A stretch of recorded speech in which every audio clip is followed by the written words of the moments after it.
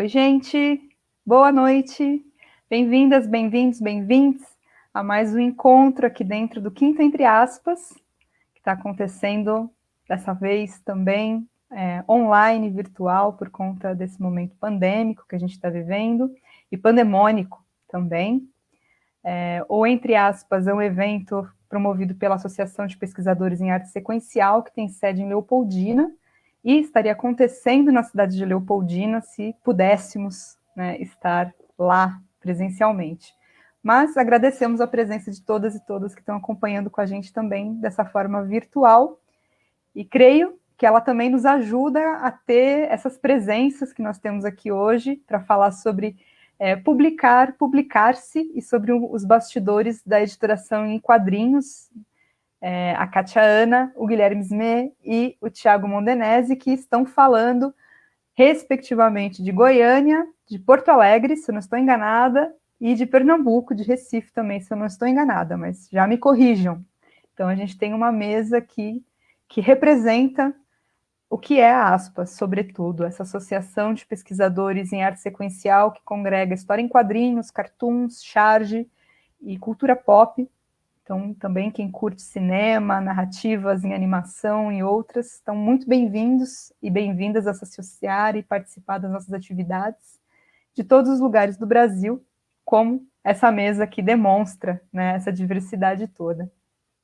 Então, sem mais delongas, eu vou já convidar os nossos convidados de hoje para compartilhar um pouquinho dessa experiência, sobretudo de como eles começaram a fazer seus quadrinhos e depois como partiram para a publicação, como eles publicam, impressos, como é a publicação online, porque também é um dos motes desse encontro, né, do Quinto Entre Aspas, as conexões intermídias e essa relação com o virtual, e como eles vão também para a editoração. Então, eu vou apresentar um por um, conforme a gente for chamando. Então, a gente vai começar pelo Guilherme, que é um dos nossos mais recentes associados, inclusive, né? A gente já colocou ele aqui para abrir, né? Para debutar hoje.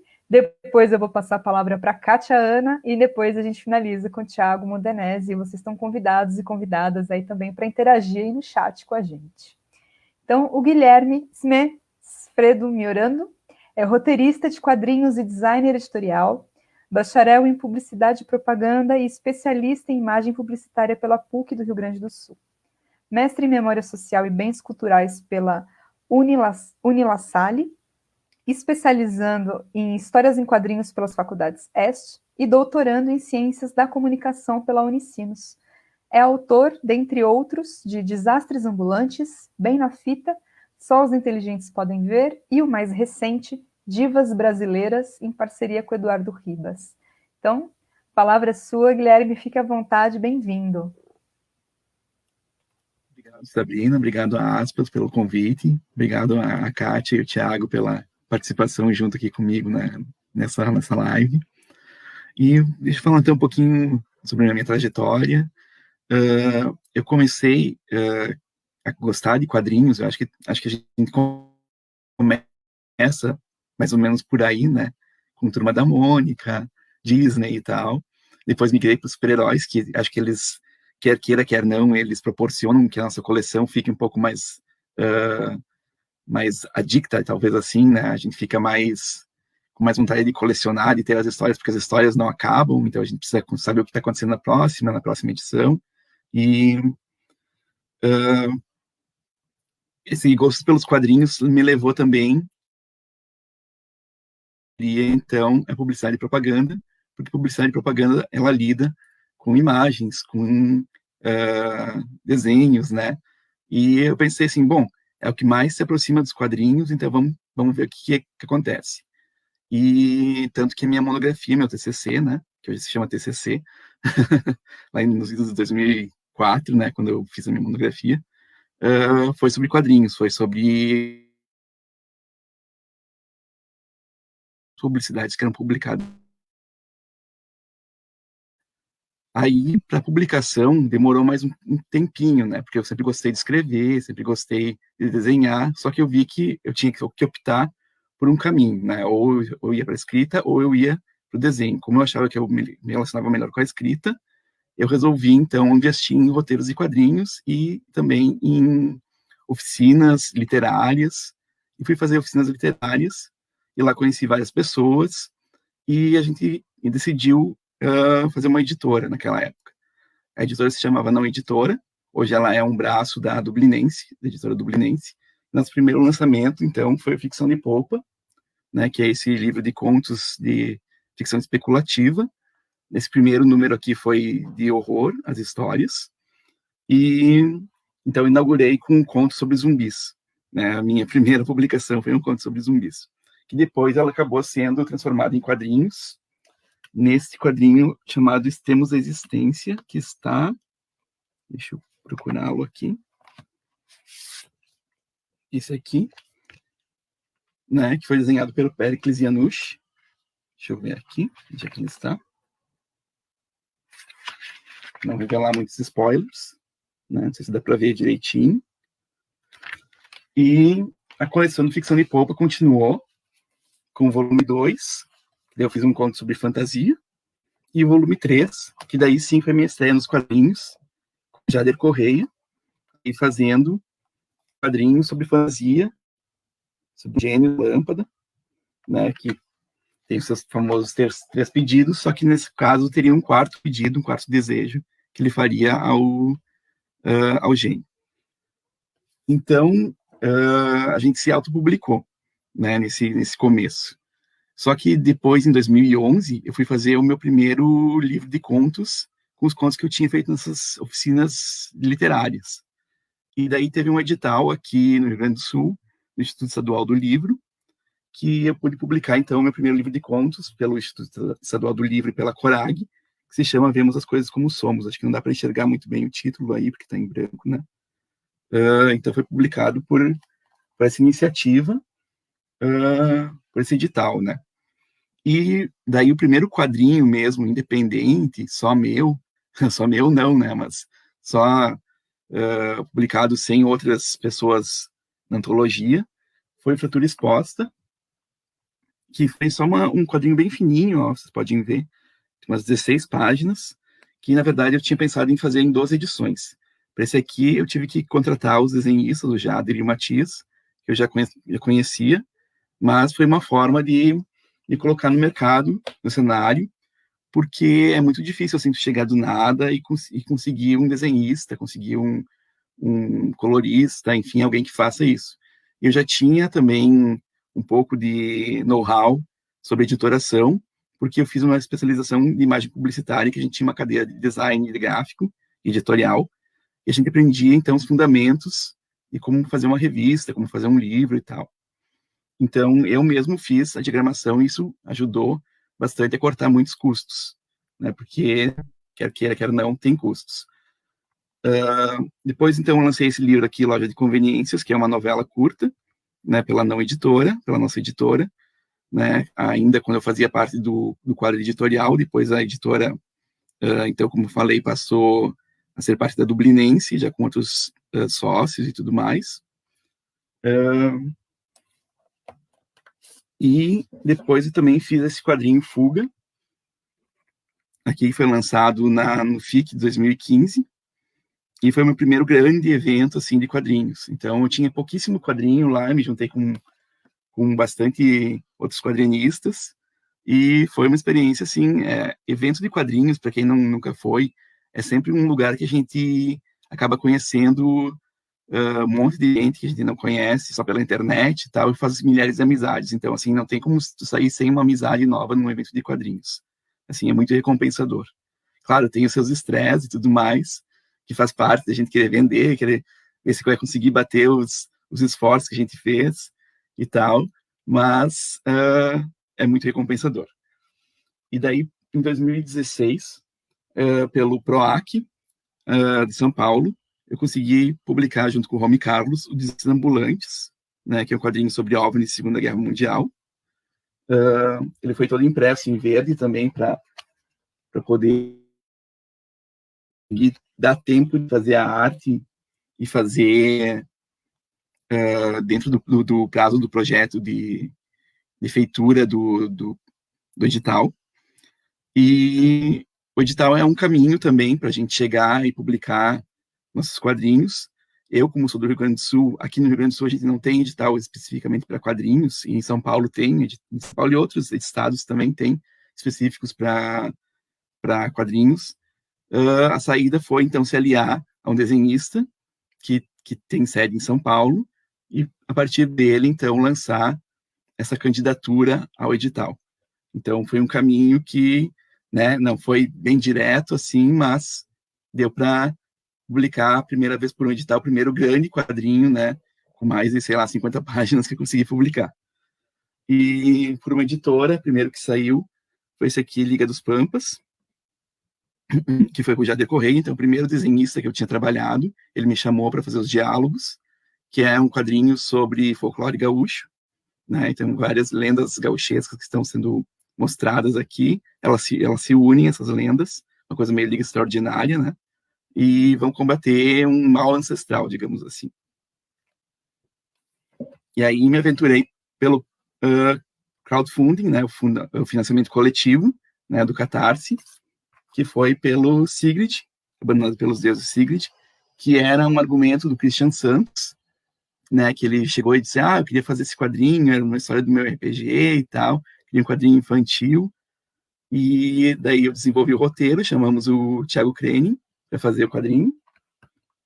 Vou mostrar aqui um pouquinho para vocês, deixa eu uma página mais colorida.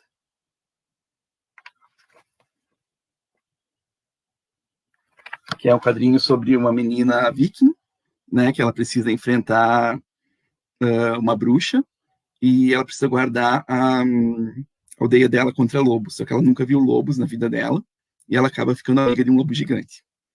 E daí esse aqui saiu pela Jupati, né, a mesma editora que saiu o Desastres Ambulantes, né, e foi a primeira experiência com financiamento coletivo, foi uma boa experiência, mas eu percebi que a gente precisava ter um pouco mais de engajamento para essas campanhas, mas né, eu acho que é uma outra saída para poder publicar. E daí, se lembram do Fratura Exposta que eu falei no começo? Ele acabou sendo publicado em 4 capítulos e não nos 12 capítulos que eu tinha falado no começo. Isso porque a gente pensa, faz um planejamento de uma história muito longa, e histórias fasciculadas no Brasil são muito difíceis de ter o que o público acompanhe, principalmente dessa forma como são publicadas. Acabou sendo reduzido para 4 capítulos e com arte de mais de 10 artistas, né? Então, se um artista ficasse responsável por ela ia demorar muito tempo para ser feita, principalmente não sendo remunerado. Então, com vários artistas, cada um pegando uma parte e fazendo uma narrativa que tenha sentido, essas artes diferentes, ela acabou resultando nesse Fratura Exposta reduzido, né? E esse foi o resultado. E também participei daí de outras coletâneas, inclusive do Thiago, que está aí, o Quadrinhos de Educação, né? E o Cavaleiro das Trevas da Script, né? Que fiz mais ou menos como minha participação como pesquisador. O Lady Horror Show, que saiu mais ou menos nesse formato de colaborativo, com várias pessoas fazendo o roteiro, várias pessoas fazendo o desenho, várias pessoas fazendo a colorização, né? Então, vocês podem ver aqui que tem uma história de ficção científica. Essa aqui é noir, por exemplo, estilo noir. Essa aqui é estilo ficção científica. Essa aqui é estilo infantil. E tem em estilo medieval também. E aí, as publicações acadêmicas e as publicações de quadrinhos, eu fiz esse quadrinho Só os Inteligentes Podem Ver, que é o resultado da minha dissertação de mestrado sobre identidades e sexualidades em Fan Home, da Alison Bechdel, né? Eu desenvolvi, então, como uma autobiografia minha, também falando sobre identidades e sexualidades, como isso se desenvolveu na minha vida. Claro, são apenas algumas notinhas, não é um trabalho de fôlego, assim, mas é o que deu para desenvolver dentro do tempo que tinha dentro do mestrado, né? Aí eu organizei essa coletânea Super Incel, As Cabulosas Aventuras do Super Incel e os Cabulosos Nerds Tóxicos, pela Script, né, que é uma antologia sobre os incels e os efeitos que eles têm, né, na nossa comunidade quadrinística. E já estou chegando no final. Bem na Fita, outro quadrinho financiado pelo Catarse, que é sobre videoclipes dos anos 80 e dos anos 90, também com vários artistas. Eu fiz o roteiro todo desse, e com vários desenhos de vários desenhistas, cada desenhista fazendo um videoclipe. Esse foi pelo Catarse também.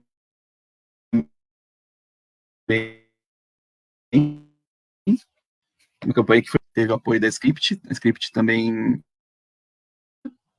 E por último, o último lançamento, os últimos lançamentos, na verdade, o Divas Brasileiras e o A Game Fortnite. Esse foi para um evento em fevereiro, logo antes da pandemia. É um quadrinho bem pequenininho, sem palavras e tal, sobre videogames.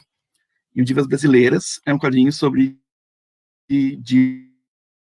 divas, grandes mulheres brasileiras, que são, digamos, unidas através dos tempos, e foi financiado pela Funarte, pela Decentrarte da Funarte, e a arte do Eduardo Ribas, também, que colaborou junto comigo no Bem na Fita. Então, as parcerias a gente vai construindo e vai, ao longo do tempo, recolocando eles em outros trabalhos, ou fazendo outras parcerias novas. E, mais ou menos, o processo foi esse. Aí, conforme a gente for falando, aí eu posso ir respondendo algumas perguntas e tal. Mais ou menos esse é o histórico.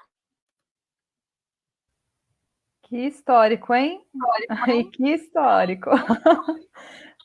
Obrigada, Guilherme. Para quem quiser saber mais, estão aí no Twitter, no Instagram, vocês conhecerem o trabalho dele e acompanhem nas redes para saber também dos próximos capítulos. E as perguntas também a gente vai colocar aí no final, logo mais. Então vão pensando aí no que vocês têm curiosidade. Um dos que ele citou, né, só os inteligentes podem ver, vocês conseguem ler ali no nosso blog da Aspas, e está disponível também no Marca de Fantasia para ler gratuitamente, se eu não me engano, né, Guilherme? Então, vocês têm acesso a esse material, que é esse intercâmbio entre pesquisa acadêmica em quadrinhos e quadrinhos, que é o que a gente mais gosta. Então, muito obrigada, Guilherme. Então, agora eu vou passar para a Kátia Ana. Kátia Ana é quadrinista, programadora visual e membro da Aspas, participou de diversas coletâneas, a maioria de forma independente. Com o Zine Tempo e os álbuns Refúgio e Gatito, inaugurou em 2018 o seu selo Quadrinhos Infinitos. Nesse website publica também as webcomics, dentre elas o Diário de Virgínia, produzido de 2010 a 2016, e em 2020 venceu o troféu HQ Mix na categoria Dissertação pela pesquisa O Tempo Multidimensional nos Quadrinhos, um estudo das estratégias narrativas de Here, de Richard Maguire. Defendida em 2019, então agora eu passo a palavra para a Kátia, para a gente ouvir um pouquinho dela também sobre como foi esse processo de começar a publicar, por onde que foi, como é que foi migrar para o virtual, como foi abrir a lojinha e como é que está sendo esse processo. Fica à vontade, Kátia. Obrigada, Sabrina. Boa noite a todo mundo que está assistindo aqui a gente. O meu começo, ele já foi diretamente no digital. E, antes de mais nada, eu estava até pensando sobre o que é necessário para a gente começar a publicar as próprias coisas.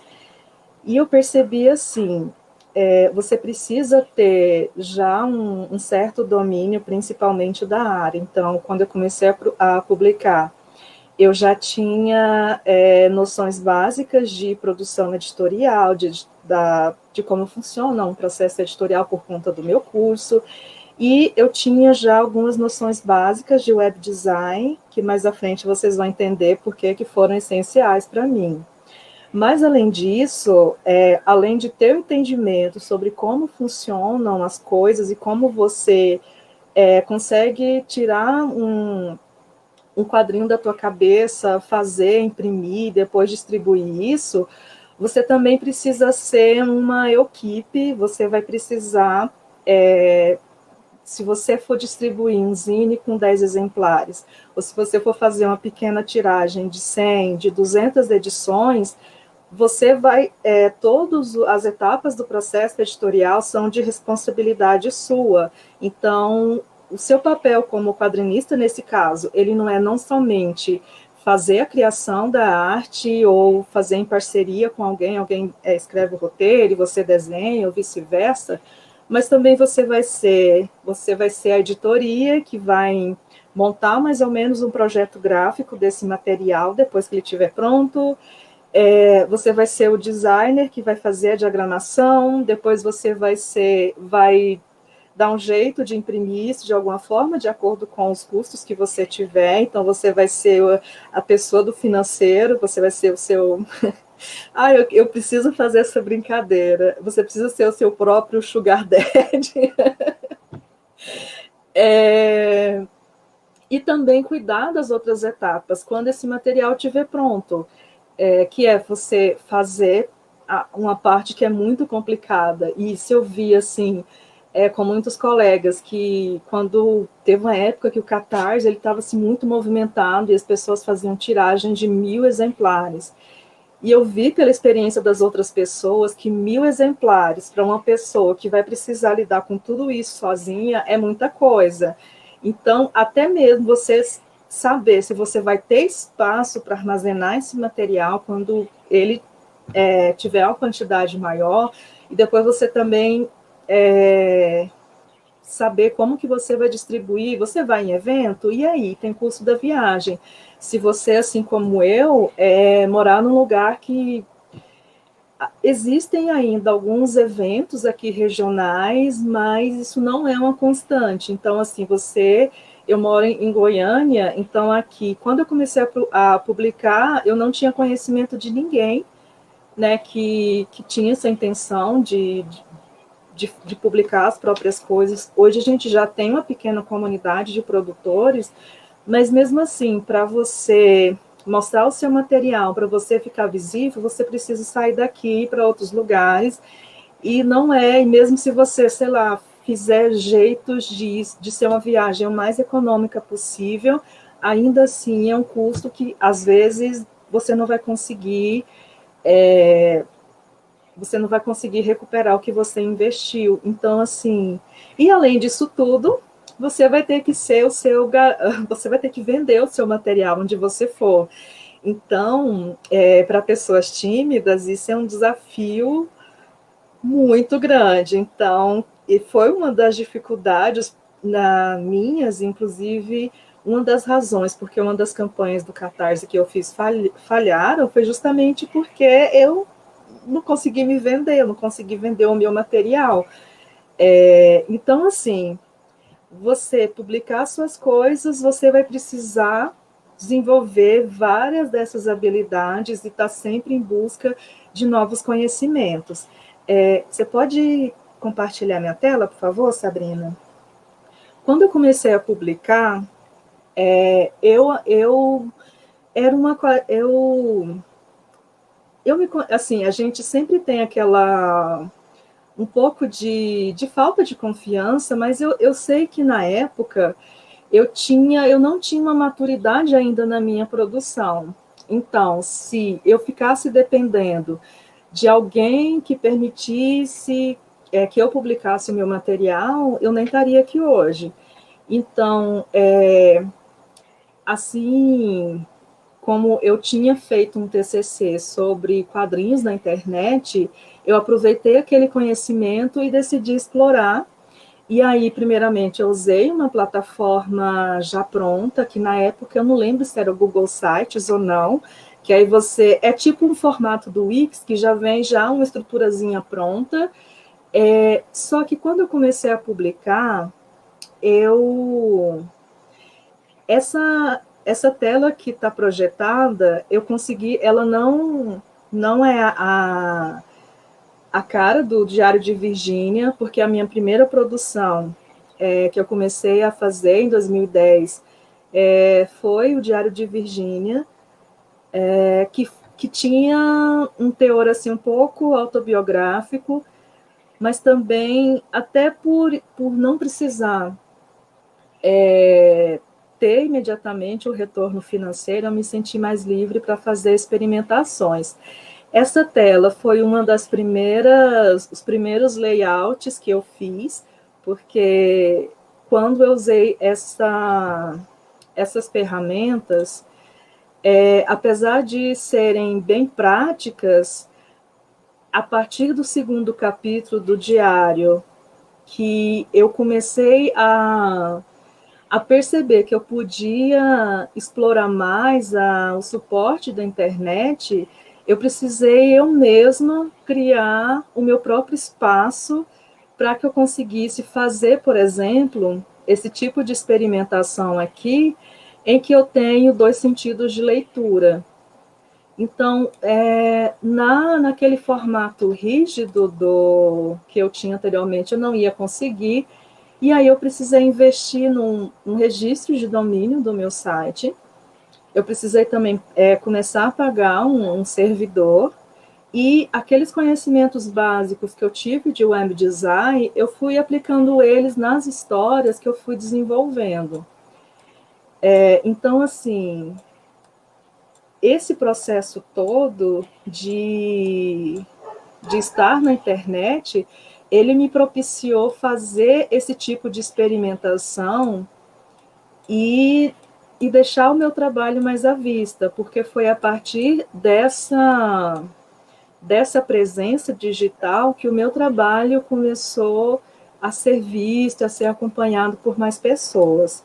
Hoje o site do Diário, ele não tem mais conteúdo novo, mas ele ainda está disponível para leitura. Eu parei de produzir em 2016, e eu sou muito orgulhosa desse trabalho, porque eu consigo ver a evolução que eu tive do primeiro capítulo para esse último, que não é um capítulo, é um epílogo.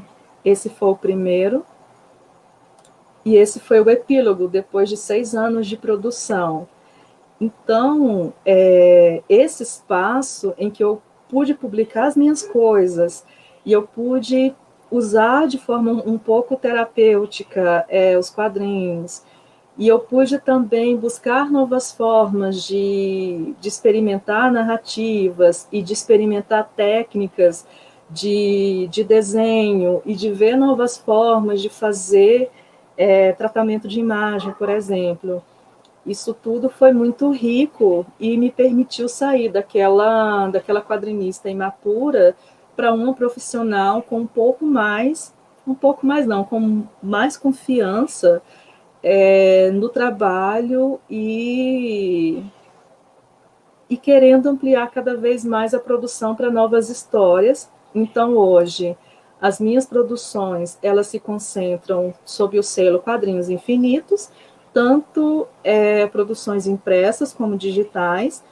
Depois, se vocês quiserem dar uma olhada no site, tem várias webcomics aqui disponíveis, inclusive as considerações finais do meu mestrado eu fiz em forma de quadrinhos, então elas estão aqui também, as páginas disponíveis para leitura. Hoje, basicamente, para impulsionar a minha produção, que ela está presente aqui no site, mas como uma forma de não ficar totalmente dependente das redes sociais, eu também divulgo por ordem de importância e de alcance no Instagram, no Facebook, e também no YouTube. Eu estou começando a experimentar também formas de fazer essa divulgação. Então, hoje, basicamente, a minha produção, ela não tem um foco definido. Eu vou, na verdade, assim, depois que eu terminei o diário de 2017 a 2019, eu fiquei por conta do mestrado, e quando eu retornei, eu senti, desse pouco tempo que eu não fiquei tão presente nas redes sociais, no ambiente digital, eu senti que mudou muita coisa. Então, eu estou no processo de novamente me reestruturar, de tentar ver como é que está funcionando agora esse tipo de divulgação online e formas de ser publicado. Claro que, assim, é complicado você fazer projeções e previsões do que as pessoas vão se interessar ou não pela sua produção. Então, por exemplo, eu fiquei 1 ano e pouco trabalhando 2 vezes por semana com as tirinhas desse meu personagem, o Gatito, e em termos de visualização e do material impresso que eu fiz, eu tive muito pouco retorno. E aí, há 1 mês atrás, com uma postagem de uma história que eu fiz, eu achei legal e postei, eu tive um retorno assim, de quase 600% de pessoas acompanhando o meu trabalho e compartilhando e me dando um pouco mais de visibilidade. Então, assim, é uma coisa que é complicado de prever, e hoje isso eu percebo tanto na minha produção, mas em outros quadrinistas, a gente tem que fazer esse equilíbrio e você tem que estar tanto no digital quanto no impresso, porque o digital ele te dá uma possibilidade de estar visível, do seu trabalho chegar a mais pessoas, porém a gente hoje ainda precisa ter material impresso para que esse material chegue nas mãos das pessoas, nos eventos, que, como o Guilherme falou, são muito importantes, além de ser um espaço para você vender o seu material, um espaço que você constrói uma rede de contatos e você vê o que os seus colegas de diversas regiões estão produzindo. E para isso, e foi uma das dificuldades de ter durante um tempo com o Diário de Virgínia, de ter um material feito exclusivamente para o digital, foi que eu não tinha o que mostrar quando eu ia nos eventos. Tanto é que eu fui no FIC 2 vezes, a primeira em 2011, depois em 2013, e só em 2015 eu consegui ir com banca, e foi assim, nossa, foi uma experiência maravilhosa que até hoje eu ainda sinto assim, muita vontade de estar de novo presencialmente numa edição do FIC, né? Então, assim, em resumo, hoje a gente tem várias formas de você se divulgar e conseguir recursos para se autopublicar, mas é interessante ter em mente que você vai ter que ter muito jogo de cintura e estar disposta a aprender muita coisa que vai ser útil para você conseguir publicar as suas coisas. Claro que eu estou falando aqui também a partir de uma experiência minha e a partir de uma pessoa que se descobriu, que percebeu que trabalha melhor sozinha do que trabalhando em parcerias. Mas também coletivos, trabalhar em grupo, também é uma forma de você distribuir essas tarefas para não sobrecarregar tanto, né? E eu acho que por enquanto é isso, depois a gente vai conversando mais sobre alguma dúvida que for surgindo. Você pode ir. Isso. Obrigada, Sabrina. Imagina, obrigada a você. E aí, gente, também, para acompanhar mais o trabalho da Kátia Ana, vão lá para o Instagram dela e acompanhem aí no site, vejam a lojinha, apoiem os pequenos autores, comprem gibis, por favor, não deixem o homem mais rico do mundo mais rico ainda, apoiem os pequenos, precisamos, ainda mais em 2 anos sem eventos, a gente sabe o que é o impacto disso. Na verdade, estamos aqui, inclusive, sofrendo porque não estamos presencialmente, porque a Aspas também tem um espaço nos seus eventos para lançamentos e publicações.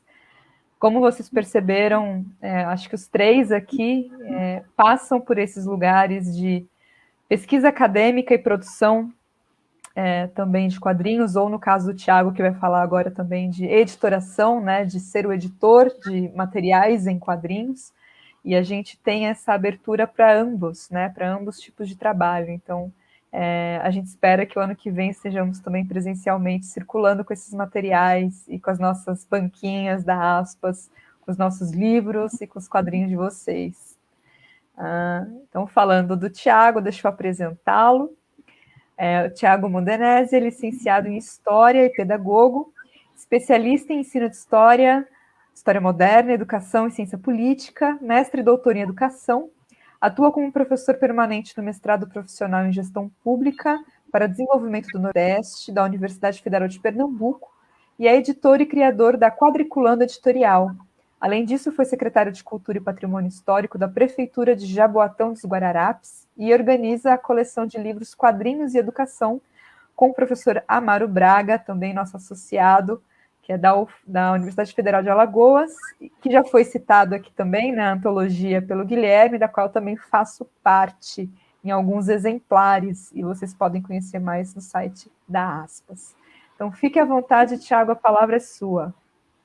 Obrigado, Sabrina. Prazer estar aqui com você, com a Kátia, com o Guilherme. Nessa quinta-feira, eu estou aqui em Pernambuco, Jaboatão dos Guararapes, noite chuvosa aqui. Espero que a internet segure. E falar um pouco aqui da minha experiência. No caso, eu pesquiso quadrinhos e sou editor de quadrinhos, eu não produzo, né? E aí vou aqui um pouco historicizar como isso começou. Tem muito a ver com a Aspas, o começo disso, né? Tem muito a ver com a Amaro, com a Natânia, com toda essa construção. Né? Na realidade, eu fiz uma opção de transformar o meu hobby, o meu vício saudável, que é colecionar quadrinhos, nas minhas pesquisas acadêmicas. E foi assim, na minha especialização, quando eu discuti a revista Circo, do ponto de vista da economia do governo Sarney, e ela foi ao debacle, faliu naquele período. No meu mestrado, em que eu discuti a revista Ilustrada no Império do Brasil, que depois virou livro, publicado e republicado, indo para a terceira edição, e ganhou o troféu HQ Mix Melhor Dissertação de Mestrado em 2013, e no meu doutorado, que eu discuti a revista Ilustrada também, mas na República. Então, eu compartilho ou você compartilha, Sabrina? Melhor eu, né? Isso, você compartilha e aí eu libero aqui a tela. Tá, vou compartilhar aqui uma breve apresentação para mostrar um pouco dessa trajetória e como foi que eu vim parar na Quadriculando. Falar de quadrinhos sem visual não tem graça, né? Tem sempre que ter alguma coisa mais visual.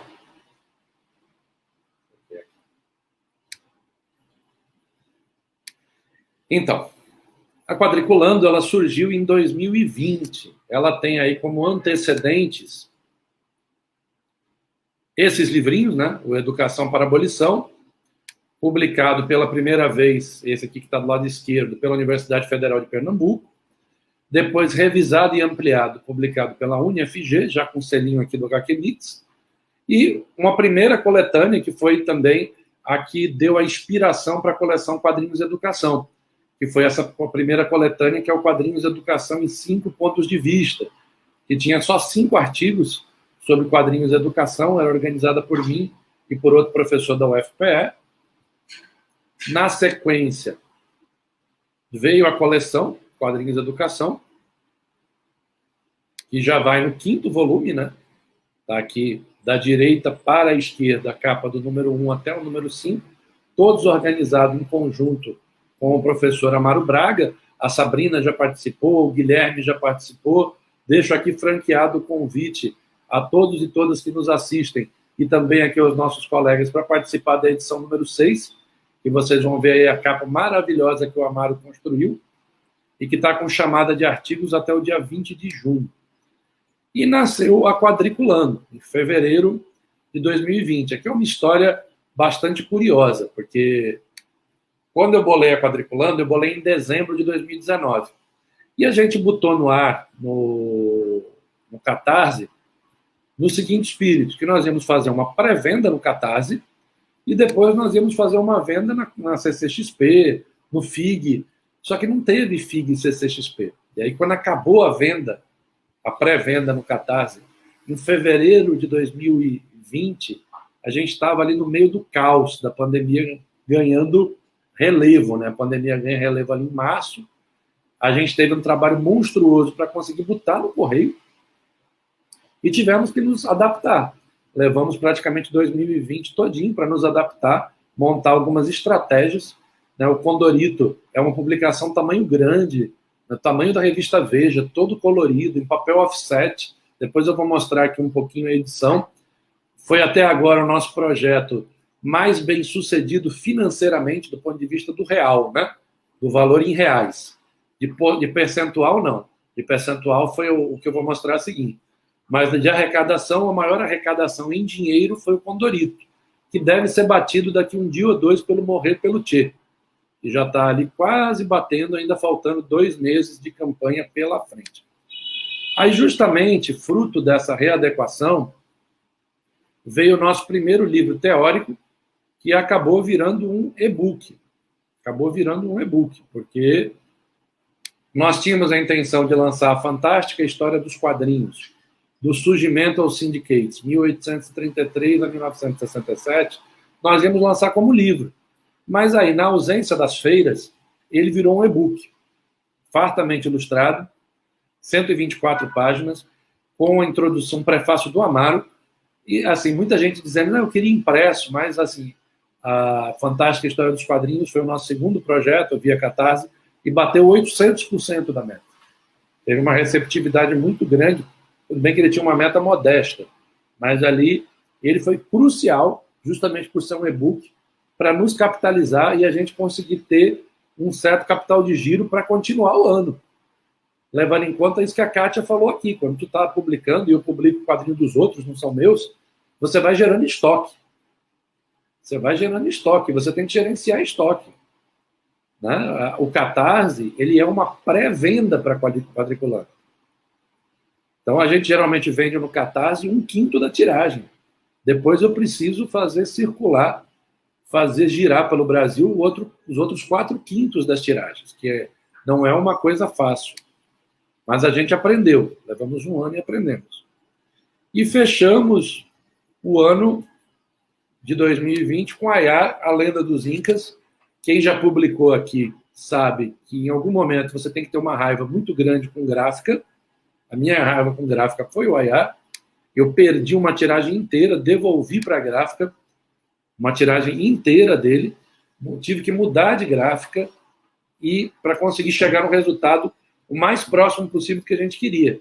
O Ayar é o segundo quadrinho peruano publicado no Brasil.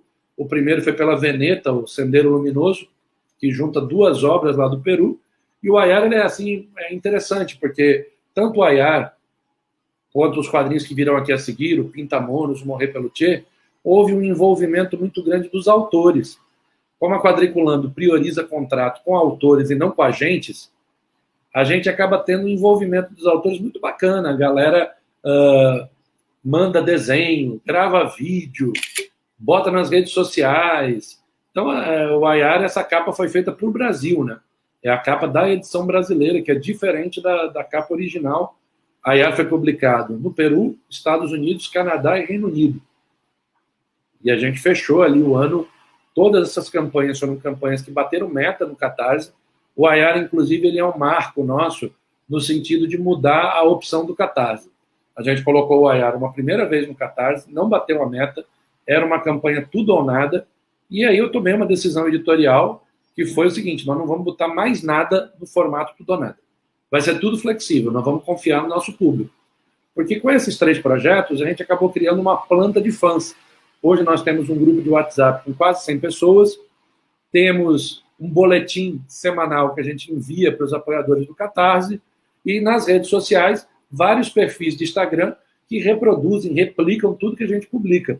E isso tem gerado uma movimentação que nos primeiros dias de lançamento, geralmente a gente bota as primeiras 48 horas, 72 horas com promoção, a gente tem batido dos últimos projetos metade da meta, mais que a metade da meta em 48 horas. Tem sido assim em todos, porque a gente bota ali um preço mais rebaixado, é uma estratégia que muita gente tem usado no Catarse, garante ali um arranque bom, o que afeta os algoritmos e ajuda a gente a puxar para cima. E aí fechamos 2020 com a Ayar e fizemos a mudança de estratégia editorial. a partir de 2021, a gente lançou o Pintamonos. Pintamonos acabou virando nosso xodó. Até agora é o projeto que tem mais repercussão pós-Catarse. A gente estabeleceu 2 parcerias. Uma parceria com a editora Anita Garibaldi, que é uma editora que publica livros de ciência política, de feminismo, de economia. A Anita passou a ser coeditora. Então, do Pintamonos para frente, saíram todos com o selo das 2 editoras, da Anita e da Quadriculando. E a gente fez também um contrato com a editora Script, do Douglas, que é um querido, Douglas, o Johnny e o Diego, que passaram a distribuir os nossos quadrinhos pela Amazon. E a gente está quase esgotando a primeira tiragem do Pintamonos pela Amazon. Fruto dessa parceria, a gente já vendeu pela Amazon mais do que vendeu no Catarse. E nos deixou, assim, felicíssimos.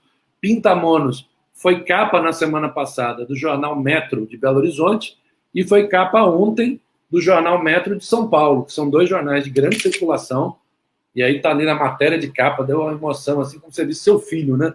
Um negócio ali na matéria de capa, eu fiquei todo besta, né? E tem tido uma repercussão de mídia no Omelete, pelo Érico Assis, no Universo HQ, tem repercutido sempre, né, a revista O Grito, a revista Plaf, tem repercutido sempre o que a gente vai publicando. O Fala Animal, que é o site que sucedeu o HQ Maniacs, né, do Léo, toda essa turma tem sido muito bacana com as publicações da Quadriculando. Aí agora, a gente está lá no Catarse com o Morrer pelo Che. Mesma coisa, essa capa do Morrer pelo Che foi feita para a edição brasileira, tá? É uma coedição com a Anita Garibaldi, é uma obra belíssima. Todas as obras da Quadriculando, mais recentes, né? O Pintamonos, o Morrer pelo Che, são obras premiadas nos seus países, né? Ganharam os fundos concursáveis do Ministério da Educação e Cultura do Uruguai, né? E assim, é preciso ler o Morrer pelo Che. Morrer pelo Che, ele faz ali um relato a partir do fato verdadeiro da visita do Che em 1961 ao Uruguai, e a partir disso ele catalisa outros eventos. Eu vou mostrar daqui a pouco a capa original aqui, e aí você tem 3 subplots: a disputa entre KGB e CIA, o assassinato do professor Arbélio Ramírez e as manifestações de jovens, em particular de uma jovem, que é uma personagem fictícia, mas inspirada numa que existiu mesmo, que foi raptada por neonazistas no Uruguai, torturada e marcaram ela de faca com suásticas, obrigando ela a gritar saudações nazistas. Então, Morrer pelo Che, todas as manchetes de jornal são reais. A fala do Che, o que está nos balões, é uma transcrição de um áudio da fala do Che. É um material assim riquíssimo do ponto de vista histórico. Recomendo por demais. E pela primeira vez a gente está com 2 projetos ao mesmo tempo, né? O outro projeto que a gente está é a Gibi. A Gibi é assim um projeto que precisa do apoio de todo mundo que está nos assistindo, porque ela é uma ousadia muito grande. A Gibi é uma revista digital de quadrinhos, com conselho editorial formado por 40 artistas e pesquisadores de 20 países, gente. Então, o número 1 da Gibi, que é esse que está aqui, com a capa do Luiz Louro, artista português, tem 16 histórias em quadrinhos de 15 países. Um artigo do Amaro, vocês viram que o Amaro é parceiro, né? Tem tudo. Tem um artigo do Amaro Braga sobre sociologia nos quadrinhos. Tem uma entrevista com Orestes Soares, que é um quadrinista cubano que desenha para Bonelli Comics. E é uma revista trimestral. A gente já está com a Gibi número 1, 2 e 3 prontos. Quem quiser mandar material, Guilherme, Kátia, a gente paga. As pessoas recebem 8% do arrecadado, fora o que o Catarse fica e as despesas editoriais, né? Já recebemos material de 18 países. Como eu disse, estamos em 20 países no Conselho Editorial. Fizemos a 4ª reunião essa semana e já estamos em conversação para a entrada no Conselho Editorial do Suriname, do País Basco, que faz parte da Espanha, mas eles consideram um país à parte, né? E estamos em conversação aí com a Guiana Francesa. E aí vamos ter quadrinhos fora desses idiomas. O legal da Gibi é que ela permite ser vendida fora do país. Então, no Catarse, a gente já teve várias vendas para outros países e ela vai ter uma edição toda em português e outra edição toda em espanhol, né? E a gente ainda tem a pretensão, se o ano ajudar e a pandemia maneirar, porque está difícil, desses futuros lançamentos aqui. Ó. Quando o Morrer pelo Che chegar em 150%, 200%, entra no ar o Viúvo. O Viúvo é considerado uma das melhores histórias em quadrinhos do Chile. É um álbum de 100 páginas coloridas que faz homenagens aos quadrinhos noir, aos livros pulps, né? E ele, assim, por iniciativa do autor, que é o Gonçalo Oyanedel, que também é do conselho editorial da Gibi, ele vai ter uma capa de um brasileiro que desenha para DC Comics. Já está encomendada a capa e foi iniciativa do autor. Vamos voltar com um quadrinho que é do Rodolfo Santulho, roteirista do Pintamonos, com desenhos do Marcos Vergara, que é o desenhista do Morrer pelo Che, que é o Jantar com Amigos, e vamos fechar o Ayar com o segundo volume aqui do Ayar, ainda esse ano. E ainda temos esse ano o Quadrinhos Educação, volume 6, que está aí com chamada de artigos, né, até o dia 20 de junho, podem ser enviados para quadriculando@yahoo.com, um segundo volume do Condorito e o Elefantes no Quarto. Elefantes no Quarto, quadrinho premiado colombiano da Cindy Elefante, é o nosso primeiro quadrinho com temática LGBTQ. É uma autobiografia dela, muito sensível, muito bacana, né? E assim, vale muito a pena conhecer. Se tudo der certo e a gente conseguir cumprir esse roteiro, a gente tem dito em todas as lives que tem participado, temos sido convidados para muitas lives, que é uma meta, tá? A editora, basicamente, sou eu, e a gente terceiriza o layout visual, que era feito pelo Ota, que foi editor da Média, agora é feito pelo Diego Moreira, da Script. Perdão, pelo Johnny Vargas, da Script. E a nossa revisão é feita pelo Diego Moreira, da Script. Mas rede social, a curadoria dos títulos são feitas por mim, com auxílio do Márcio, que também tem feito um trabalho bacana com a Script. E aí a gente já está prevendo para 2022, nós vamos publicar quadrinhos africanos, já estamos em negociação. Estamos em negociação também com quadrinhos russos e chineses, coisa que nunca foi publicada no Brasil, aí para dar uma diversificada. Eu queria aqui mostrar rapidamente as páginas. Antes de mostrar as páginas, mostrar aqui os nossos filhotes, né? O Condorito aqui, ó, essa edição imensa, toda colorida. Ao final do Condorito, vocês podem ver as edições anteriores, todas que saíram no Brasil, pelas outras editoras. O Ayar, formato americano, uma pegada ali meio Marvel Comics, no formato e na história, mas com um roteiro muito original e com muitos ingredientes peruanos. O Pintamonos, que vem com marcadorzinho de página. Pintamonos, eu costumo dizer que eu ri enquanto traduzia. Ele é muito engraçado, muito divertido. O Rodolfo é um dos artistas de quadrinhos mais produtivos dos últimos tempos. E essa é a edição original do Morrer pelo Che. Diz aí, nossa capa é mais bonita, né? Capa brasileira é bem mais bonita. Quadrinho no formato widescreen. Todo mundo pergunta, o formato foi preservado? Foi. O quadrinho vai sair no formato widescreen. Aí aqui eu queria mostrar para vocês rapidamente, na página aqui do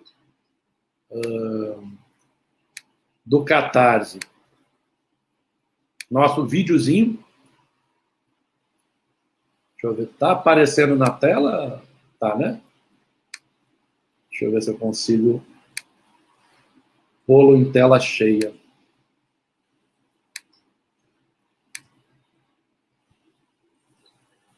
Tem que ter volume, né? Senão não tem graça.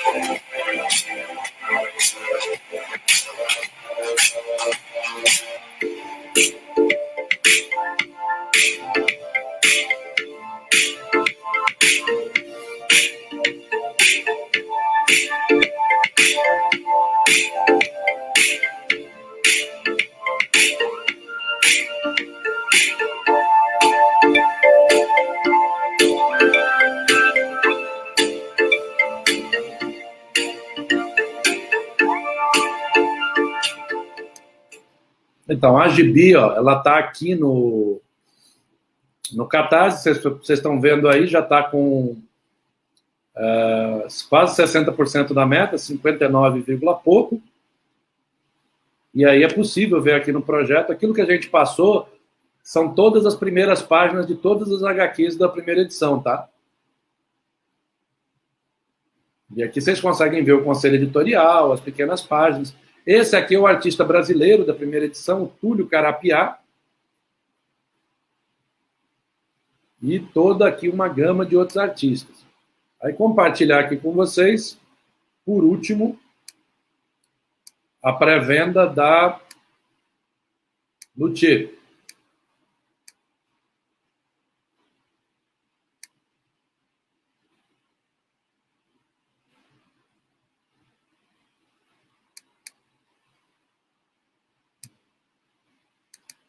Não apareceu. Não sei se eu botei errado.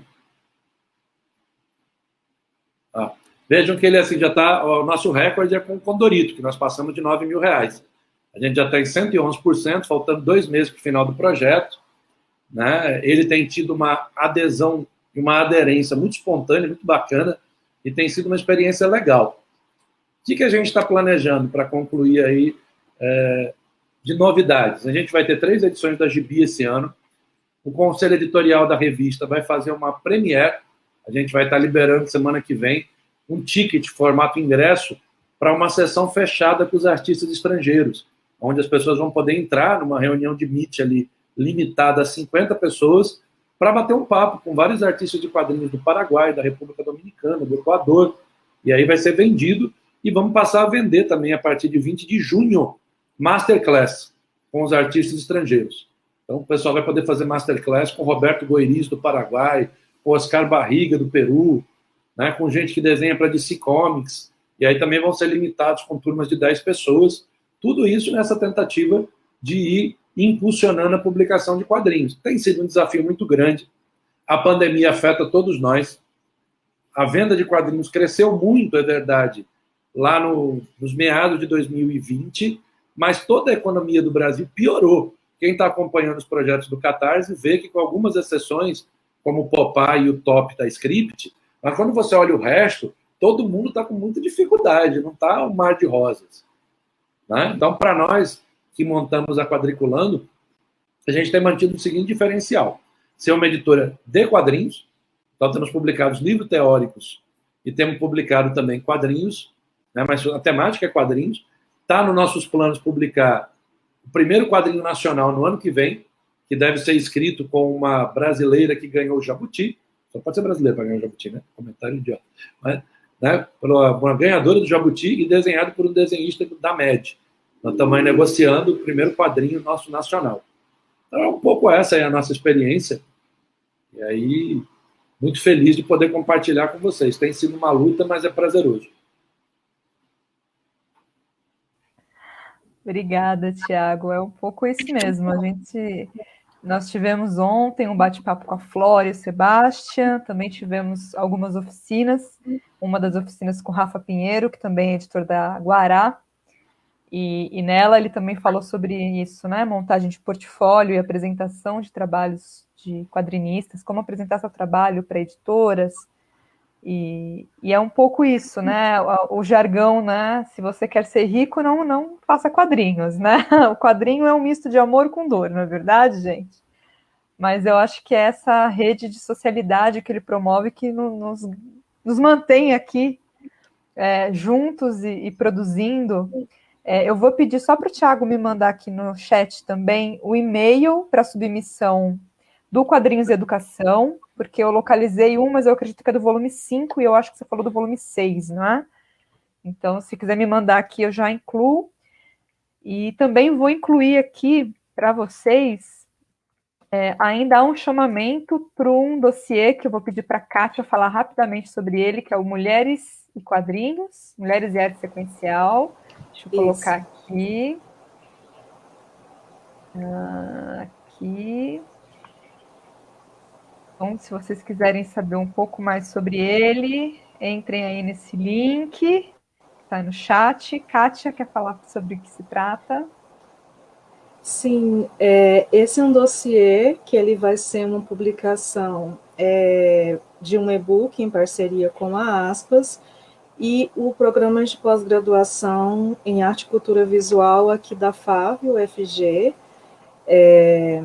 A gente já tem os capítulos teóricos de pesquisadoras aspianas, então tem muita, assim, as temáticas são bem diversas, e nesse momento que a gente está recebendo material são para quadrinistas que queiram publicar, então tem que ser mulher, cis ou trans, as HQs, elas têm que ser HQs com começo, meio e fim, de 1 a 4 páginas, no formato vertical. Nesse link vai ter mais informações e o e-mail para onde deve ser encaminhado. Como esse e-book ele vai ser desenvolvido e distribuído dentro de um campo acadêmico, infelizmente a gente não vai ter condições de fazer a remuneração das autoras, por isso, inclusive, que aceitamos trabalhos que não necessariamente sejam inéditos, né, e quem tiver interesse em fazer essa generosa contribuição para o dossiê, estou disponível para tirar dúvida, e nesse link também vai ter mais informações e o e-mail para onde deve ser encaminhado. As organizadoras desse dossiê sou eu, e também da Aspas a Maiara, a Daniele e a Nathalie. E estamos, então, até 13/6 a gente vai estar recebendo esses materiais e temos previsão de ainda esse ano publicar o e-book. Obrigada.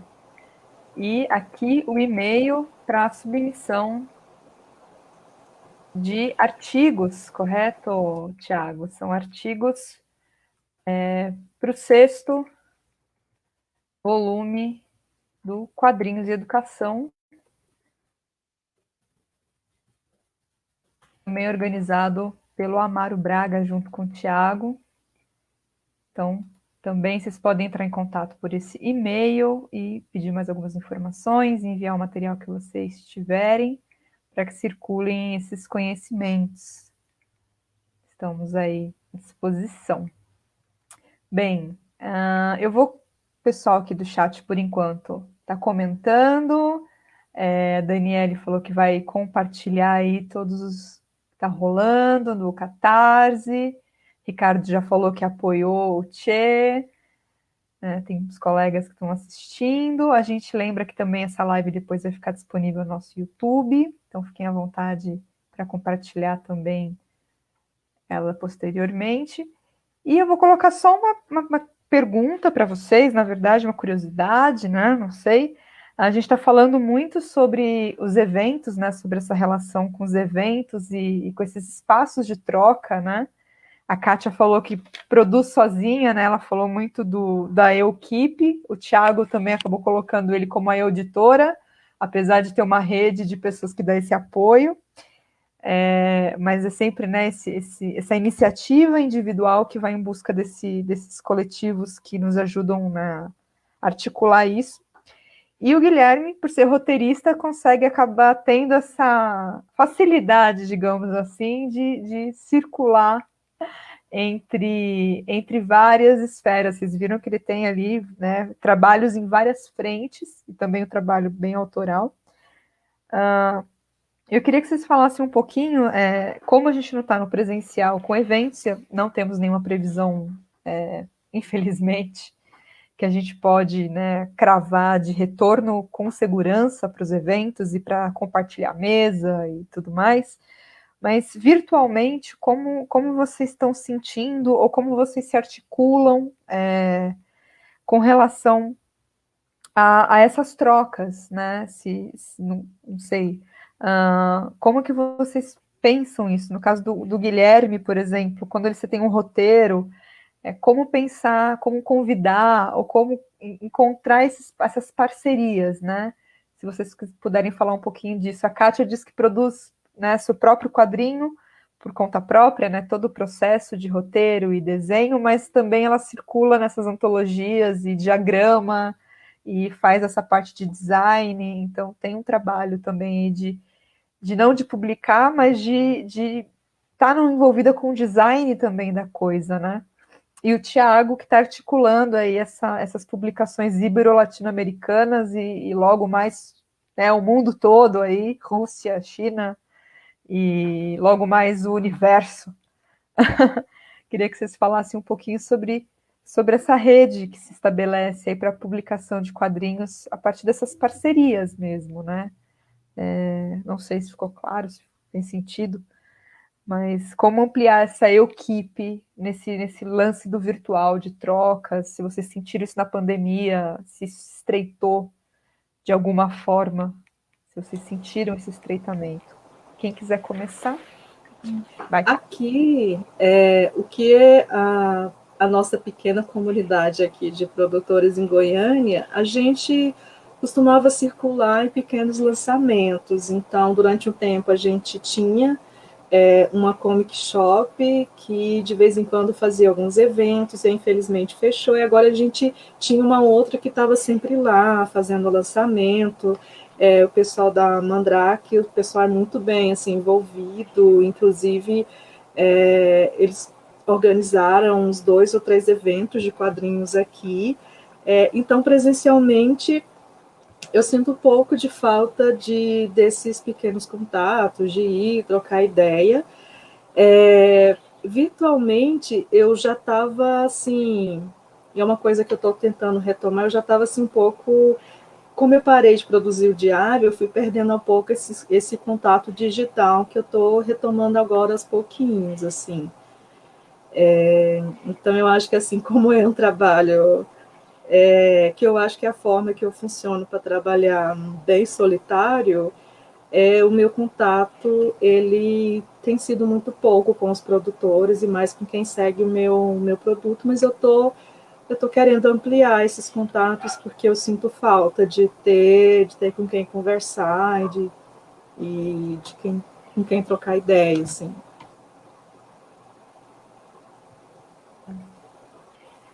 Guilherme, Thiago, Guilherme. Para mim também os eventos eles são assim muito energizadores, digamos assim, porque a gente vê trabalhos novos, a gente vê como as pessoas usam seus trabalhos para serem divulgados, então a gente também acaba absorvendo essas maneiras de divulgar o trabalho. Aqui no Rio Grande do Sul a nossa mídia ela é muito bairrista, né? Então tudo que acontece aqui de forma de quadrinhos, a mídia ela mais ou menos ela dá um espaço, né? Então, nesse sentido, a gente tem que ser bem agradecido, porque a gente ganha muito com isso. A mídia tradicional, no caso, né? E a mídia de internet, as novas mídias, digamos assim, elas são um pouco mais difíceis, porque precisa ter um engajamento muito maior, né? Mas, para falar com desenhistas, assim, geralmente eu converso com eles nos eventos, pela internet. Se tem algum trabalho que tem a cara deles, assim, eu geralmente converso e, o que vocês acham? A gente tem esse edital, tem o Catarse, a gente pode tentar, vamos tentar essas oportunidades. E eu acho que mais ou menos por esse caminho, assim. Bom, então, antes da editora existir, a gente tinha ali um hábito de todas jornadas, lá na USP, no mês de agosto, a gente lançava um livro, né? Vocês lembram disso, os que estavam lá, vocês participaram do livro Quadrinhos de Educação. Então, toda vez que tinham jornadas, era Quadrinhos de Educação volume 2, volume 3, volume 4. Então, a falta do contato, a gente teve que se reinventar. Mas não é a mesma coisa, né? Porque o contato virtual, ele cansa. Qualquer reunião virtual, mais de 1h30, ela se torna exaustiva. Mas, assim, eu gosto de repaginar algumas coisas que eu achava bacana quando eu só lia quadrinhos. Então, por exemplo, eu gostava muito do boletim que a Devir mandava, que ela publicava, que era uma xerox, ali, com uma folha de ofício dobrada. E aí eu falei, não, vamos fazer um boletim da Quadriculando, ou semanal, ou quinzenal, para mandar para as pessoas. E à medida que os projetos vão rodando, vai aumentando a quantidade de pessoas que você vai enviando o boletim. Então, é uma coisa que eu gostava de ler. A Gibi, por exemplo, a partir do número 2, nós vamos botar uma sessão de cartas, que é uma coisa que eu sinto falta também, das pessoas poderem mandar dizendo, eu achei a história legal, eu queria tal artista, né? E a gente tem feito essas reuniões que são riquíssimas com os artistas dos outros países. É ali um exercício, né? Já é em si uma catarse ali muito bacana. Então, por exemplo, teve casos de a gente receber material, eu não disse isso, mas é bacana dizer que até agora a gente já recebeu quase 100 histórias em quadrinhos. Foram quase 100. Então, nós temos material para publicar umas 6 gibis. Estamos fazendo seleção. Eu apresento uma proposta guia, uma maquete, né? E aí o conselho editorial vai mudando essa proposta. No primeiro número fez várias alterações, que a gente tentou ali descrever, como diz a Sara, que é um membro nosso da Espanha, Sara Porras, ela diz uma coisa que assim, é muito forte, eu acho que é correto. A gente é uma revista colaborativa, onde o conselho editorial não é figurativo, ele é real, ele reúne e decide. Aí a gente recebeu algumas histórias em quadrinhos no formato álbum. Algumas a gente decidiu fatiar e publicar no formato da Heavy Metal e da Fierro, que publicava em capítulos. Outras a gente disse, cara, não tem como publicar isso aqui em capítulo. Tem uma energia, tem um ritmo. Você não tem como parar a história. E elas começaram a virar a nossa programação de 2022. Então, por exemplo, nós temos um quadrinho que a gente recebeu do México, todo pintado com pó de café. Ele foi todo feito com pó de café. Né? Um outro publicado em Portugal, que vai ser o nosso primeiro quadrinho de Portugal, publicado impresso. E a gente falou para os autores, não tem como publicar isso no formato digital. Imagina, um negócio ali feito com pó de café, tu vai perder de publicar impresso. Então, essa possibilidade do contato também só pode existir no digital. Todos os nossos artistas estão motivadíssimos para vir para uma CCXP. Eles dizem, inclusive, que querem pagar do bolso para a gente ter um stand modesto da Quadriculando. Eu lembro que alguns stands de editora, eu acho que era o da Mindo, não me recordo, mas era bem pequenininho o stand. Era uma mesa, na verdade. Né? Acho que era o da Mindo, não lembro. Mas era uma mesinha. Mas a gente quer ter um negócio desse, quer ter um espaço ali para os artistas virem dos outros países, a gente poder se abraçar, poder compartilhar, poder, inclusive, captar. Porque boa parte dos lugares que você capta os projetos é nas feiras, né? É em Angoleme, é na CCXP que você tem contato com o artista, dá o seu cartão, conversa, propõe. Então, quando você tira isso, né? Eu acho até que a gente conseguiu avançar bastante para quem perdeu o campo presencial. Mas eu acho, por exemplo, uma tiragem nossa do Tchê teria matado a tiragem na CCXP. Entendeu? Ou no FIG. Né? Eu tive uma experiência tanto na CCXP como no FIG que quadrinhos teóricos não vendem bem nesses lugares. Eu lancei o Quadrinhos de Educação, acho que foi o volume 2, do stand da Comics, na CCXP, e assim, vendeu muito pouco, mas quadrinho mesmo, a tendência é ter uma acolhida boa. Então, é um pouco isso que a gente sentiu, mas temos dialogado muito, ouvido muito, todo tipo de sugestão que é enviada lá pelo e-mail da Quadriculando. A gente responde no máximo em 24, 48 horas, e estamos recebendo quadrinho também. Quem quiser mandar quadrinho, artigo, resenha, estamos aí. Uma coisa interessante que você falou, Tiago, eu tinha até pensado em comentar, que é uma das coisas que envolve a parte do planejamento, é você saber onde o material que você produz vai ter um bom acolhimento. Que eu já fiz uns testes aqui pela minha região, que a gente tinha, por exemplo, umas feiras um pouco mais alternativas. Então, por exemplo, pela minha experiência lá, eu já percebi que o público que visita aquele espaço não vai ser o público que vai comprar o meu material. Mas mesmo no espaço de quadrinhos, por exemplo, eu fiz uma edição, o Refúgio, que foi para fechar o Diário de Virgínia, e aí eu não consegui pelo Catarse, eu fiz impresso e levei para a Bienal de Curitiba. Fiz uma tiragem, assim, pequeniníssima, de 50 exemplares, e achei, nossa, eu vou matar essas edições lá, não vou voltar com nada. E eu vendi 2 edições no evento. Então, assim, e era um evento de quadrinho, mas daí entra que o formato e a estética do quadrinho que eu fiz, ele remetia muito a projeto gráfico de livro infantil. E aí eu não sei até que medida, né, esse trabalho ele não foi bem acolhido, assim. E é complicado, assim, eu não sei, o Tiago com mais experiência, como é que ele consegue, e o próprio Guilherme, como é que vocês conseguem, pela experiência, saber, nossa, aquele evento, esse material vai ser bem recebido, não, para aquele não adianta levar esse. Como é que vocês pensam, assim, quando vocês vão nos eventos? Que material que eu levo?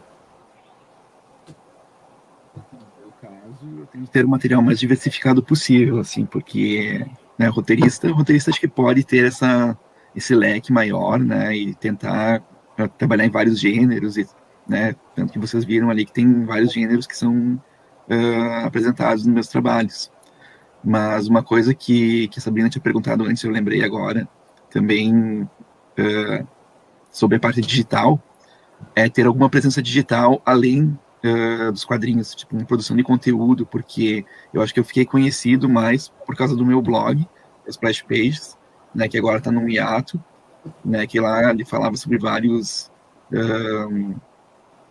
coisas, unindo um pouco academia e um pouco quadrinhos, e não tem tanto pelo meu trabalho de quadrinístico, né. Então, eu acho que essa presença de estar postando sempre nos grupos de quadrinhos, do Facebook, isso me ajudou bastante a ter algumas pessoas que me conhecem mais do que outras, né? Não chegar num evento e não ter ninguém que conheça o meu trabalho, ou que não me conheça por ter aparecido em algum canal do YouTube ou do blog e tal. E sobre perfis de eventos, eu acho que assim, a CCXP, ela prima para os quadrinhos mais pops, né? E o FIC e a Bienal, uma coisa mais alternativa. Tanto que eu tinha um quadrinho que já esgotou, que se chamava Esperando o Mundo Mudar. E ele era impresso em papel reciclado e com capa em papel craft. Então ele tinha uma cara mais alternativa e ele vendia muito na Bienal e no FIC. E na CXP ele não vendia. Então eu acho que tentar dar a cara do evento pro.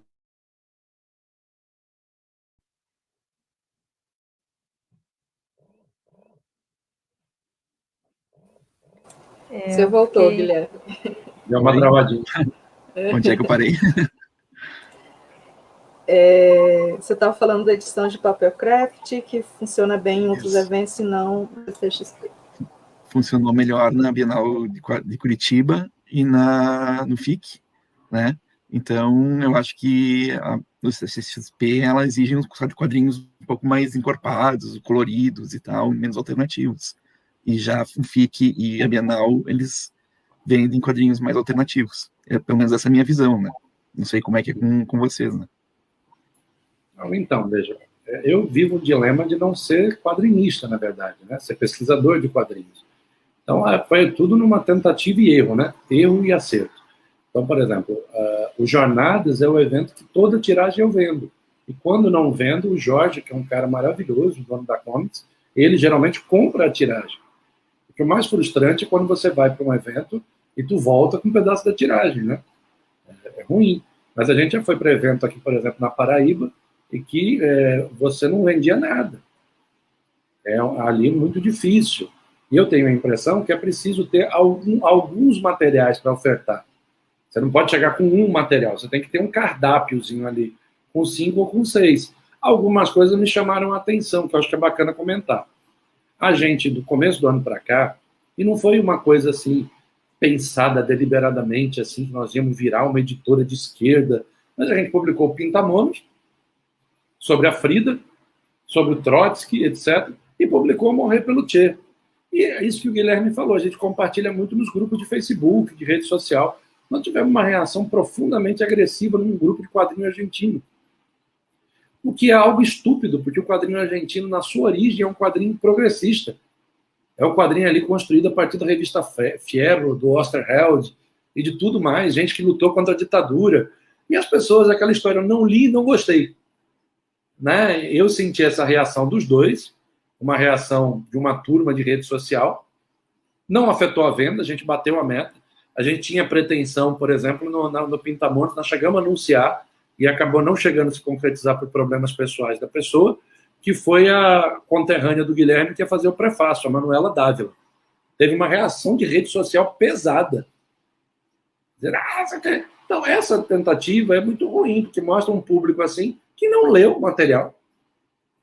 Tipo assim, tanto Morrer pelo Che como Pintamonas não são manifestos de defesa de posição política. Ao contrário, entendeu? São livros bem-humorados ou então livros históricos, e isso é uma coisa dura.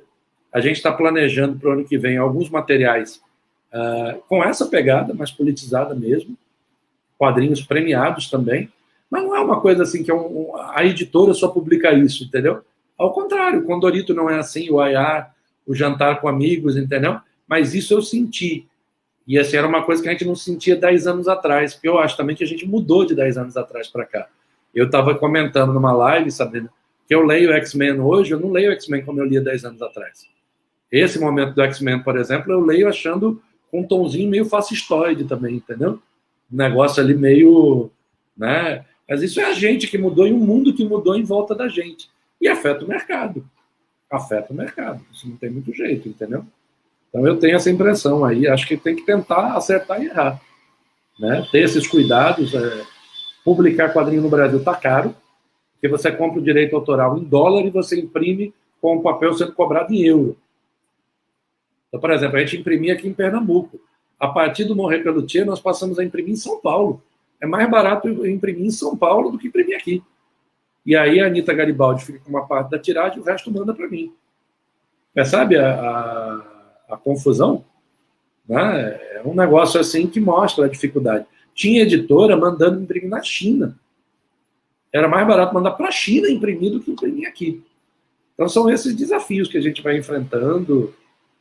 Eu até disse numa live, falei, olha, tem gente que eu não faço questão não que leia o nosso material, porque pô, nem leu, tá esculhambando. Aí é melhor não ler, entendeu? Eu até brinquei antes de ontem numa live, falei, aliás, acho que nem sabe ler, porque tá esculhambando o negócio que nem comprou, nem viu.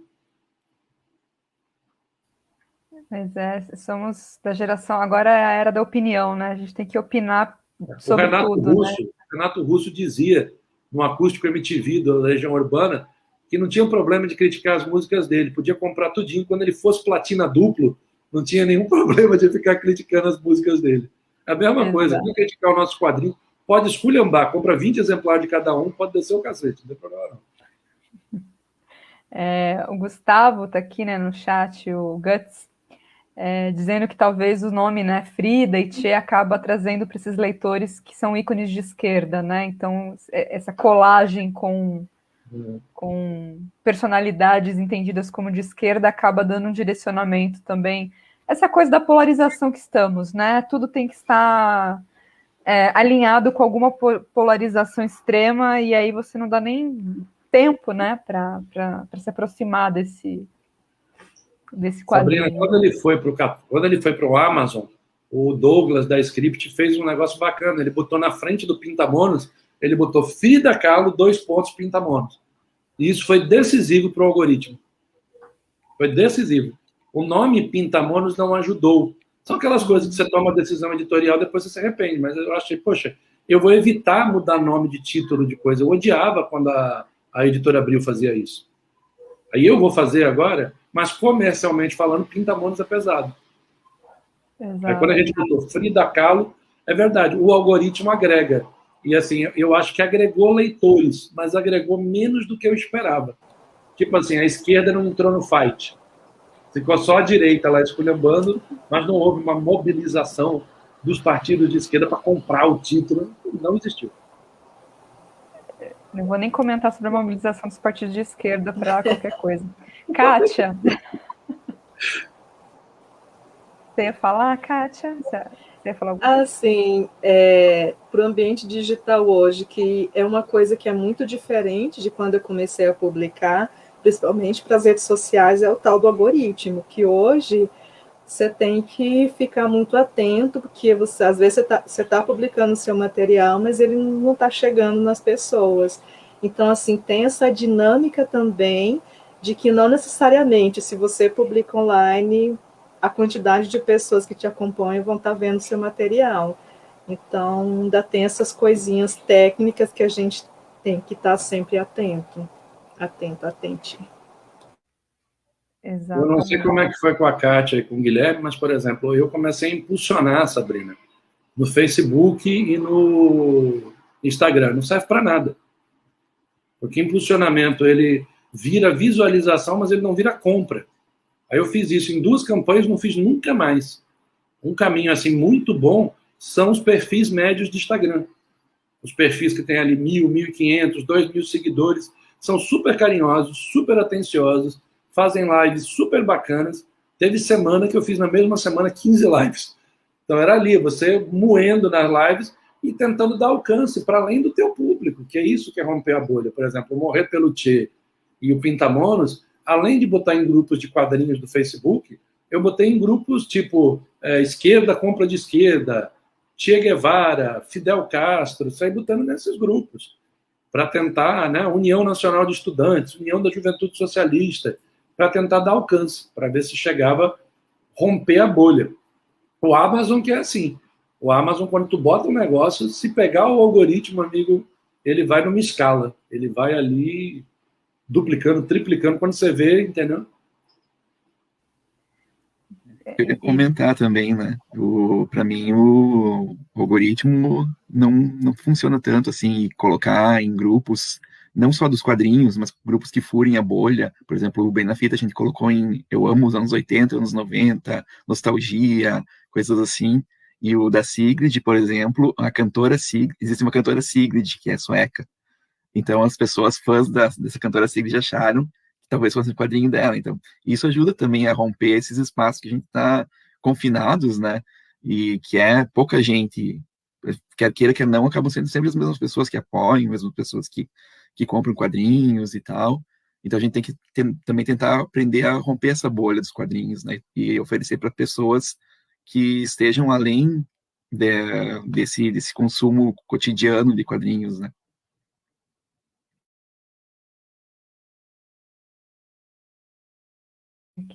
Bem, a gente já está chegando a 1h30 de conversa. Eu estou aqui querendo colocar mais uma questão, mas não sei se vai levar muito tempo ou não. Então, se vocês quiserem responder bem brevemente, é que você deu essa deixa. A gente está falando de romper a bolha, e eu acho que agora eu vou acabar voltando para ela, mas eu queria saber como vocês se posicionam, pode ser muito rapidamente mesmo. Você falou agora, Guilherme, sobre essas pessoas que são as que sempre apoiam. E aí você falou sobre, lá no começo, sobre o Fratura Exposta, que seriam 12 volumes, e acabou virando 4, que é a ideia de histórias fasciculadas. O Tiago falou também sobre receber materiais que são passíveis de se dividir em capítulos, e aí a gente tem a ideia do folhetim. E a Kátia, que também tem alguma experiência, né, de autoridade ali, de escrever como Diário de Virgínia, ou como obras que podem ser fasciculadas.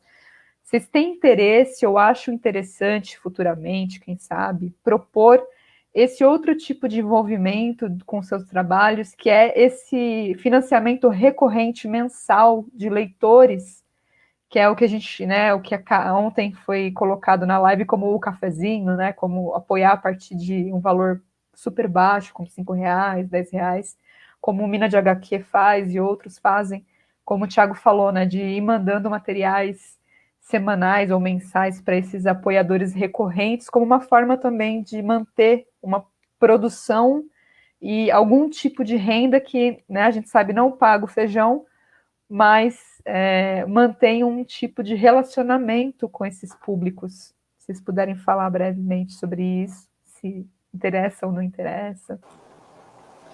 Eu estou pensando seriamente em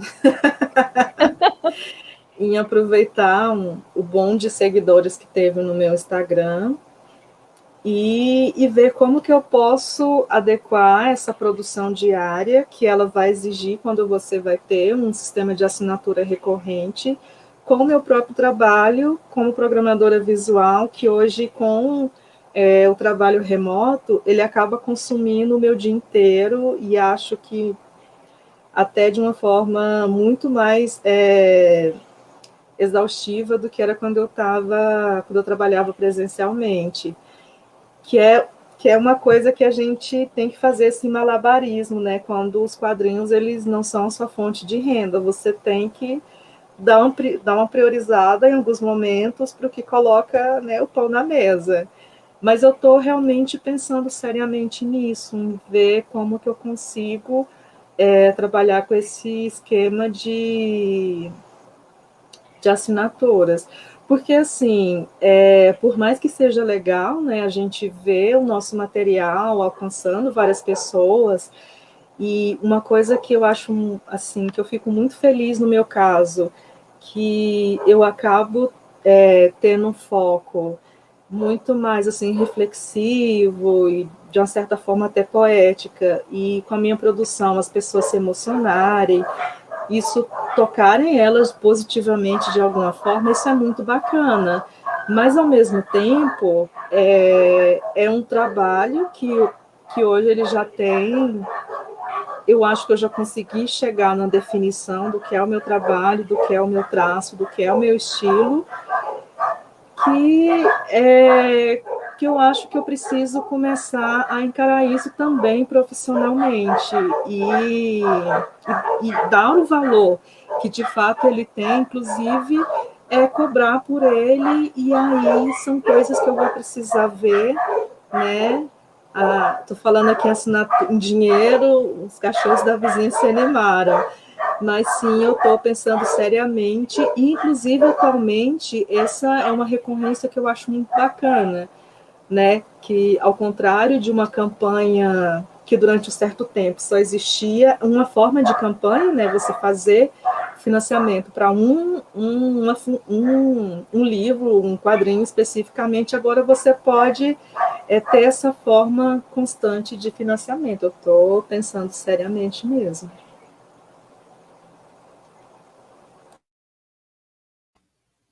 Guilherme, teremos os próximos capítulos de Fratura Exposta em fascículos apoiados por recorrente? Para mim, como roteirista, é meio complicado, né? Porque roteirista não consegue, por exemplo, as pessoas olham assim, tá, a arte é bonita, mas será que a história é boa? Né? Não tem muito como tu vender teu peixe a não ser por um boca a boca ou alguém que já leu a história e que possa, então, dar esse feedback. Mas fazer um financiamento recorrente, eu acho que se eu tivesse um site, alguma coisa assim, como, por exemplo, que tem conteúdo, que tem outras pessoas ao lado, sempre junto, colaborando e tal, acho que funcionaria para mim. Mas no meu caso, agora, como o site parou, e eu acho que as campanhas pontuais para roteirista, no caso, acho que funcionam melhor. Né? Para desenhista, acho que não, porque as pessoas se identificam com o traço, com a arte, com o trabalho coeso e tudo mais. Já para mim, como eu jogo em várias frontes, acho que fica meio difícil de saber o que vamos esperar dele agora. Mas se de repente tem uma coisa que eu totalmente não gosto, que eu não quero, que, sei lá, que eu não curta, então, né, acho que para mim esse financiamento recorrente ainda não é um canal, né? Mas os pontuais eu acho que vale a pena investir. Então, um pouco parecido com o Guilherme. Eu considero como nosso financiamento recorrente a Gibi. E como a Gibi vai ficar ali praticamente o ano inteiro no ar, vai acabar o número 1, entrar o número 2, acabar 2, entrar 3, acaba sendo recorrente. Como eu não sou também desenhista nem roteirista, até quero ser roteirista, não tenho tempo, né? A gente vai tentando fazer isso a partir da Gibi, tentando ali manter algo o tempo todo no ar para girar, entendeu? A ideia de produzir algo em capítulo só se alguém dos desenhistas se animar com a ideia da editora, entendeu? Se alguém se animar com a ideia, a gente pode pensar nisso. Mas, enquanto isso, a gente vai mandando boletim para todo mundo, informando todo mundo o que está acontecendo, fazendo circular a cultura, que é o mais importante que tem. A gente poder chegar no alcance de todo mundo, quadrinhos que a gente achou que nunca ia sair no Brasil. E olha que a gente está num momento riquíssimo, né? Nós estamos com mais de 30 editores funcionando ao mesmo tempo. Né? Que também cria uma certa saturação, né? Eu fico dizendo isso, por exemplo, você pegar, se alguém fosse comprar todos os títulos publicados pela maior editora do Brasil em janeiro, dá mais de R$4.000. Então, isso não existe mais. Tipo, eu quando só colecionava, eu comprava tudo que vinha na frente, isso é impossível. Isso criou-se uma situação agora que as pessoas escolhem mesmo, entendeu? Porque tem demais, nunca teve tanto. Né? Então, um pouco isso. Certo. A gente quer saber, né, gente? Vai que. Então, eu quero agradecer muito, muito o compartilhamento de vocês, a fala de vocês, e acho que vai ser muito bacana para quem é associado e para quem não é também conhecer um pouquinho dos trabalhos, né, do que vocês estão produzindo e fazendo, e poder acompanhar realmente esses trabalhos. E eu vou deixar aqui também um outro jabá, que se o Guilherme quiser falar brevemente, nem fica à vontade, que a gente já que estamos falando de eventos e de saudades, teremos mais um evento virtual aí chegando. Fica à vontade, Guilherme, se quiser contar um pouquinho do que se trata.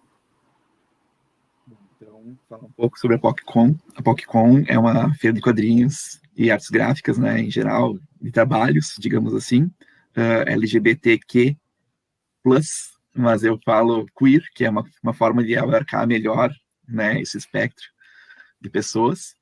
E ela vai acontecer do dia 26 e 27 de junho, né, no site mesmo da PocCon em casa.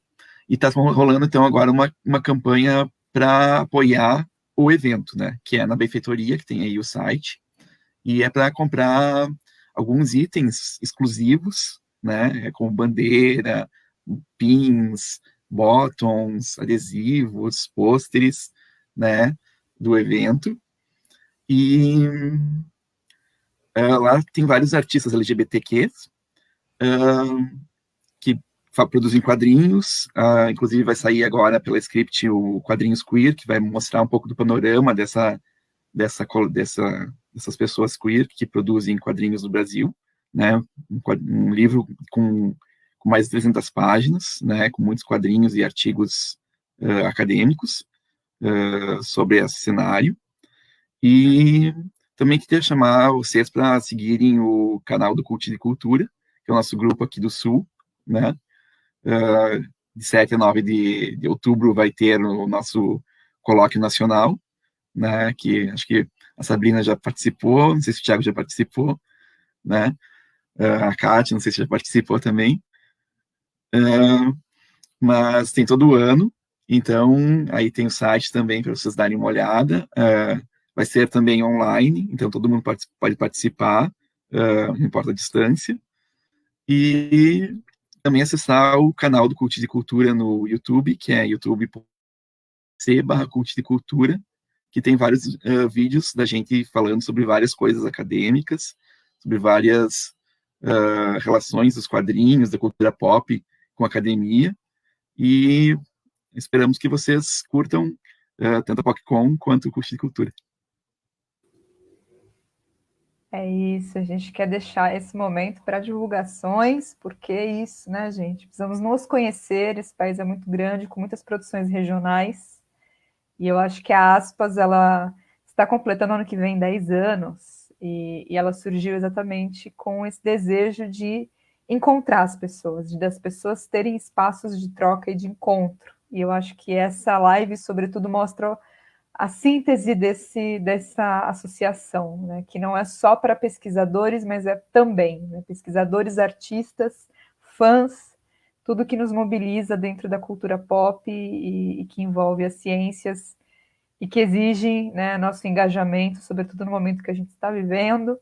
Então, acho que é essa união que literalmente vai fazer a nossa força de continuar e de esperar que esse momento melhore para que a gente esteja presencialmente também, de volta nos grandes eventos, no FIC de Belo Horizonte, na Comic Con, na Gibicon, em todos esses eventos, na Perifacon, né, que foi um evento absolutamente fantástico, feito em São Paulo em 2019, com mais de 4 mil pessoas e financiado por fãs e para fãs na periferia de São Paulo, que nada ficou devendo a qualquer outro grande evento, muito pelo contrário. Butantan Gibicon também, feita por fãs e para fãs. Então, os eventos de quadrinhos não precisam ser só os mega eventos, né? São esses eventos que a gente produz, como o Cult produz em São Leopoldo, para onde a gente vai com muito, muito amor, muita saudade.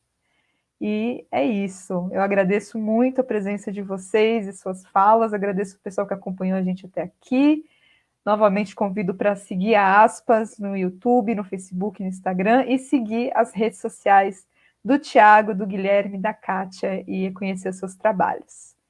A todos e todas, então, uma ótima noite, gente. Tchau, tchau. Boa noite, gente. Tchau, tchau. Obrigado. Tchau. Até. Tá, gente, obrigado.